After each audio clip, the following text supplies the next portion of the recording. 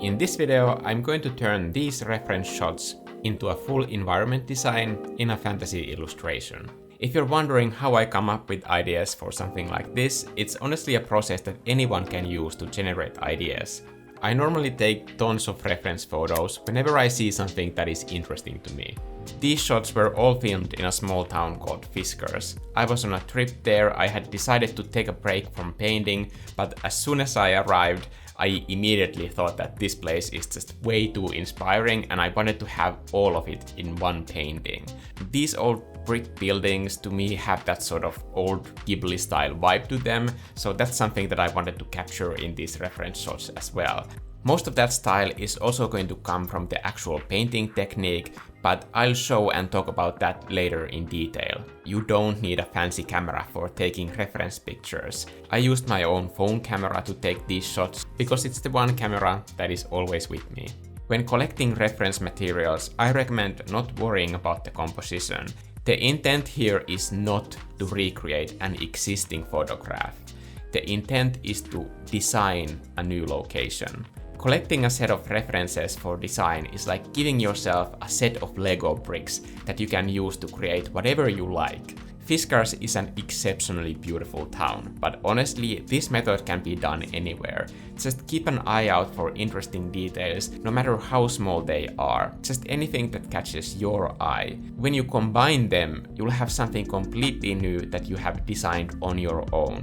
This illustration is going to have a ton of details, so for that reason, I'm dividing the drawing process into sketching and line art. I did this sketching phase on a live stream for my channel members. That live stream is still available for those who want to see the whole thing in real time. The main thing that I kept repeating during that live stream is that this type of design needs to be disposable for me. When you are drawing the final line art of an illustration, you are probably thinking about line weight, perspective, and all those technical details that go into drawing. For me, sketching does not include any of that. When I'm doing this, I'm just thinking about which elements go where and how my building blocks are going to fit together in the end. If at this stage I get too precious with the drawing itself, it would just be way too painful to change or erase elements that don't work. I've found a few mental hacks that work for me every time. Now, this is something that I use to develop my own speed in this sketching phase. I don't know if this works for everybody, but I'm just gonna share it anyway if this might help you. Honestly, these make the process fun for me, which is really important because I used to hate sketching. One of the tricks I use is to draw on a post-it note with a marker. It's very easy to just make a whole new sketch if something doesn't work, and I don't feel bad about throwing away the bad sketches into the trash bin. In digital format, it can be harder to trick my brain into thinking that my sketch isn't going to be a part of the final illustration. One thing that always works though is using a brush that is way too blocky or cumbersome for actual real line art, so that it looks a little bit messy every time. If you want to try this for yourself, you don't need any of my brushes. Honestly, any brush that is too chunky fits this same purpose just fine. I don't know if it's just me, but before I found these mental hacks, sketching was always super stressful for me. To develop fun ideas, it's important to find a way of working that allows your imagination to play and to just have fun, because that's important for those interesting ideas to come out. And if you can do it in a way where you're not worrying about the end result yet, I think that's the best possible scenario where you can generate those most interesting ideas. These tricks also help me get started in the first place, which is always the hardest part of any illustration process. And if you have any tips on how you can get your illustration process started, please let me know in the comment section below, because I might find those useful, or other people who read those comments, so you might help them as well. I blocked in the main composition in SketchUp with just a few simple boxes. SketchUp is free and you don't need to be good at 3D to do any of this stuff. Basically, when you know how to make a box and move it around, then you already have all the skills you need. This frame is something that I'm going to use as a base for perspective when the houses are scattered in different angles. This could be just skipped over as well if you prefer using just normal traditional vanishing point lines. Whatever works for you. Considering how long I spent with my paintings, such as this one, I'm always on the lookout for whatever saves me more time. SketchUp definitely helps, but I have to say that every time I make a frame like this, I need to remind myself that less details is always better because it's more fun to draw over. Details are much easier and faster to draw with a pencil, honestly. Once the block-in is done, I apply the ideas from my original sketch in the block-in. This is where those reference pictures really come in handy. The small details like the shape of windows or rooftops, those are all elements that give this a sense of place and character. When it comes to painting, my approach to painting changes a lot based on what kind of style I'm going for. What worked for my previous illustration doesn't apply here. The brush I'm using is Cushy, and that brush is available during this month for all channel members. Thank you for supporting this channel. Now, before I go into details about this brush, I want to clarify that you don't need my brush to use this painting technique. This brush has high contrast, little tiny pores in it that allow the colors to peek through the different layers. Now, any brush that can be layered like this is just as usable for this painting method as this Cushy brush. When finding the colors, I try my best not to erase the brush strokes that don't work. Instead, I just paint over them with colors that fit better. This might seem like a tiny difference, but over time it gives the surfaces this handcrafted look that makes the colors look deeper and more interesting.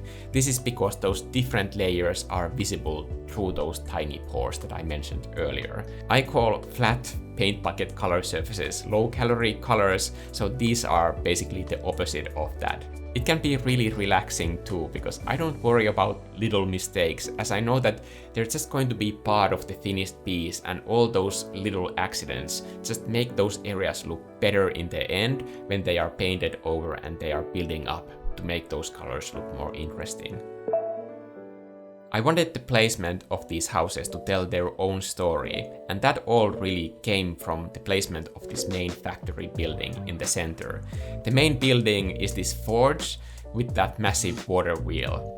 That factory building has way more chimneys than the other houses, and in the surroundings I placed these smaller, cheaper wooden buildings that could be for factory workers in the village. The lower half of this island is more spread out because of the beach, so that's why this housing area can be a bit more scattered, and the house placement isn't following any kind of a grid of roads. I wanted to place these pale yellow buildings high above so that they almost form their own separate part of this town. These look more expensive and they are owned by the wealthier residents in this town. Sadly, the factory workers down below can't afford to live in anything this fancy. Now this is turning into a weird social commentary, but in this context I think it kind of makes sense, so I'm going to keep it. I try to paint the whole painting at once instead of just focusing on one corner of the piece.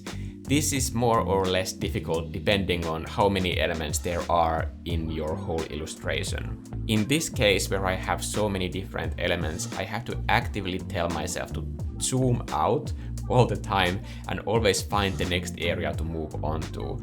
This takes a lot of time and patience, so it's better to have a mindset of enjoying the process. Otherwise, spending this much time on one painting just doesn't make any sense. You have to enjoy it. It's a requirement. I'm not just saying that.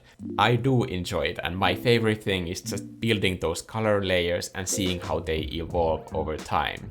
When the town is slowly coming together, I honestly just love the mood that I get from this location, and at some point you feel like you are in that place that you are designing, and that to me is always super rewarding, and I love that moment when it arrives, but it can take some time to get there. It's so hard to explain in words what a place feels like to me when I visit a town like Fiskars, but when I make an illustration like this, I feel like it's a better way to capture my own personal experience of that day rather than what it actually looks like. When you see this illustration, you see what I felt rather than what I saw. And that way I also feel like this illustration is worth making rather than just taking a picture, because I'm adding something of my own to it. In this way of working, I think anyone, any artist, could have the exact same source of inspiration or even the same set of reference pictures, and they would still make all different kinds of interesting illustrations based on the way that they see them. I often get questions from art students who are lamenting the fact that their ideas aren't original enough. As an art teacher, I can say this from experience, that this is extremely rare. Over 6 years or so, I think I've had like 2 critique sessions with concept art students where I had to address the originality of the piece. 2 instances in over 6 years. So I would say that if this is something that you're worried about, chances are this is not your actual problem. Your art is probably already original, you just don't see it yet. I'm beginning to think that maybe beginner artists, they just don't see how unique their own viewpoint already is in their art and the way that they do it, or even the subject that they choose to paint. When you look at your own art, I hope that you recognize and appreciate those aspects about it that are there because you and only you made it. That alone makes your art already valuable because nobody else can do it on your behalf. I know that the kind of elements that I collected into this piece are mostly decided by this weird inner child in me that sees adventure in ordinary things. That's how I wanted you to experience this town. After seeing this, I hope that you can look at your own surroundings in a new way. Even if the place you're living in currently might not be immediately inspiring, maybe you can gather little bits and pieces of things that interest you and work your way to that moment of inspiration. Because once you gather all of this interesting stuff together, you can't help but be inspired to combine them in some new interesting way. I'm Mikko and I'll see you in the next video. Go be brave, because you can't be creative without being brave.